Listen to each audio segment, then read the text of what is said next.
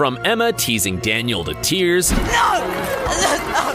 Tom and Rupert's ongoing mischief battle, let's take a look at the craziest on-set pranks from the Harry Potter franchise. Never gonna let me forget this, are you? Never. Emma Watson is a super nice person and a really great friend to her Harry Potter chums. But did you know that she almost made Daniel cry? That's right. You see, Daniel was a big fan of a rock band known as the Libertines back in the day. However, the group members were known for their crazy partying and in-house feuding, so everyone expected them to split up eventually. But Daniel didn't want it to happen and worried about it constantly. And he made the mistake of sharing his concerns with Emma. So when April Fool's Day arrived on the Harry Potter set, Emma decided to tell her co-star that his favorite band was no more. Needless to say, he was upset and started welling up. Tears almost started flowing from his eyes. His cheeks got all puffy. But Emma is a good friend at the end of the day, so instead of letting him cry in front of everyone, she decided to come clean and confront him. Harry, what happened? He was their friend.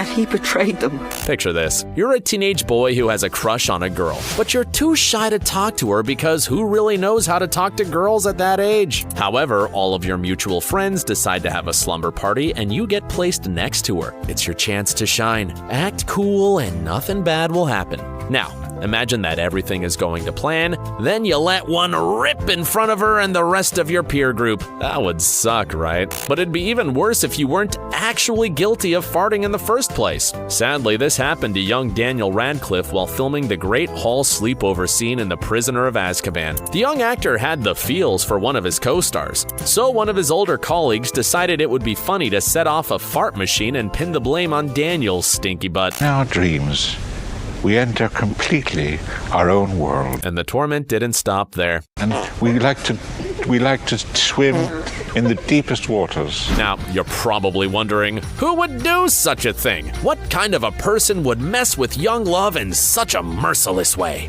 Alan Rickman, of course. I mean, the dude did play Professor Snape, so it was only right that he tortured Daniel to some degree. But how exactly did he bring this elaborate prank to life? He put a fart machine, a remote control fart machine, in the rucksack next to my sleeping bag in a scene with 365 other kids. It's unknown if Daniel ever got the date with his best gal, but at least he didn't seem too upset by the prank. Come to think of it, he actually enjoyed being the butt of the joke. But no, it was actually very funny. It was in between me and Devon Murray, who plays Seamus, and it was funny because we both instantly turned around and blamed each other. Let's not start feeling sorry for Daniel and his humiliation, though.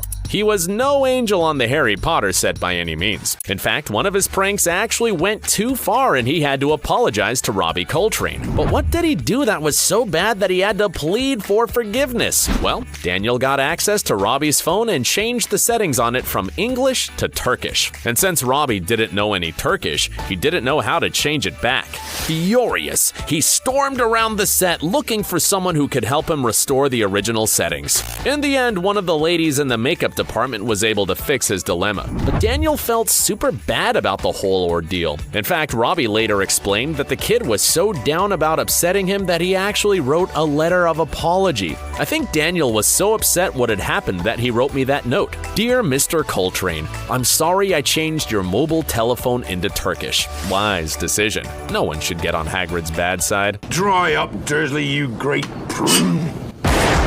James and Oliver Phelps also got into trouble for their mischievous on-set behavior. But what else do you expect from actors who were born to play the Weasley twins?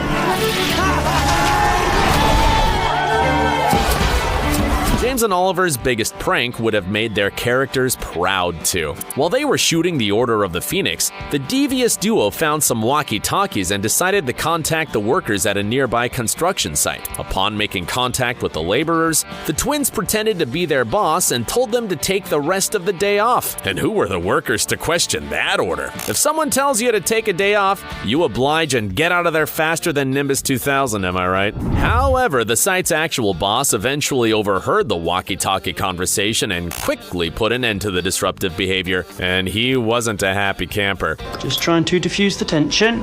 That being said, the twins had a reasonable excuse for their actions. Basically, they were doing some method acting and behaving in character in an effort to understand Fred and George. Sure, guys, we believe you. I've always felt our futures lay outside the world of academic achievement. The Weasley twins enjoyed poking fun at Ron in the Harry Potter movies, but not as much as James and Oliver Phelps enjoyed ribbing Rupert Grint on the set of The Goblet of Fire. As you all know, that's the movie in which Rupert had to dress up and dance for the Yule Ball. I look like my great Aunt Tessie. Smell like my great Aunt Tessie. Understandably, Rupert was feeling pretty self-conscious and awkward about having to learn a complex dance routine. It also didn't help that dancing didn't come naturally to him. I had to try to teach Rupert to dance the other day. That was pretty strenuous. This leg moves first, right? The kid was stressed out about the sequence he was tasked with, so you can imagine how much he panicked when James and Oliver convinced him that he'd been learning the wrong routine the entire time. Do you know your steps? No, you know, the routine. Like, we've all been doing a routine for like the past 6 weeks or something like that. Just try to build the pressure. After all of that stress, Rupert was probably delighted to put the Harry Potter franchise in the rearview mirror and move on to working with more mature actors. However, the mischievous antics of Rupert's Wizarding World co-stars followed him around long after he parted ways with the franchise. Back in 2014, he was doing a Broadway play that had nothing to do with the Harry Potter saga, but that didn't stop hundreds of Ron superfans from showing up to support their favorite redhead. However, it turns out that the biggest superfan was someone he knew all too well. You must be a Weasley. That's right.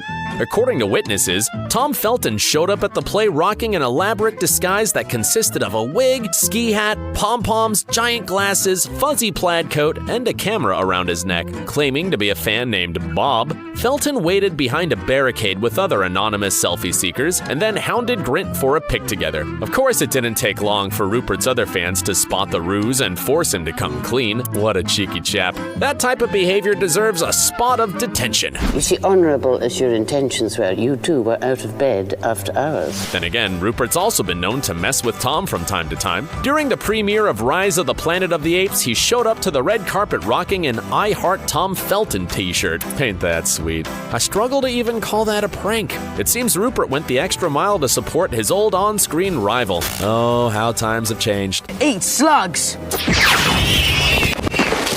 Still, Tom really is a rascal, and he's been known to hold grudges for a very long time. After being subjected to some on-set pranks from the Phelps twins back in the day, he decided to get his revenge during the Return to Hogwarts reunion. Do you remember the social media outcry over the siblings' names being mixed up? He's not Fred, I am. Honestly, woman, you call yourself our mother. Oh, I'm sorry, George. Everyone was quick to blame the video editors for the mishap. However, Tom Felton took to social media afterwards and claimed that he was responsible for the old switcheroo. Or maybe he was just taking the bullet for the filmmakers who made the mistake because he's a good guy after all. But let's choose to believe that he really is a brat like Draco and keep the magic alive. All right, miss, go ahead. The Harry Potter movies are full of drama, darkness, and death. But they seemed like a barrel of laughs behind the scenes. It's been over 20 years since the Sorcerer's Stone graced our screens, and the cast is still making us laugh after all these years. If you enjoyed this video, be sure to check out some of the other Harry Potter content on our channel. Thanks for watching.